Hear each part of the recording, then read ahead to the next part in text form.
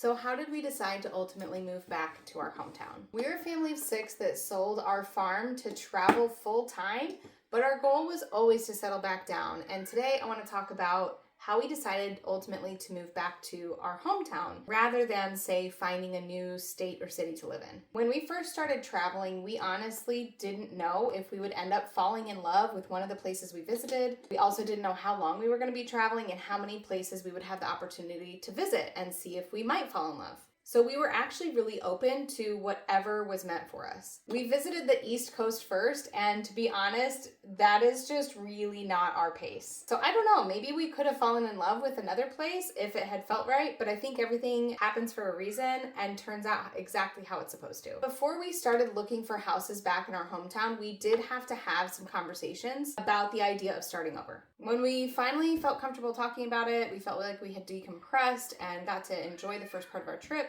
It didn't take long for us to basically come to the conclusion that starting over somewhere new sounded exhausting. We were already exhausted traveling with our 4 kids in new places, and while it's super fun, it is tiring, and it just kind of gave us a clue at what it might be like to start over somewhere new. Also, we had already taken a big risk of selling our home and traveling full time, living without a home with our whole family. We just didn't feel like we wanted to take another one. We were ready for some normalcy, and going back to our hometown felt normal. I want to rapid fire some things that we didn't love about this place that we thought might be enough to drive us away, and then ultimately the things that kept us coming back. First of all,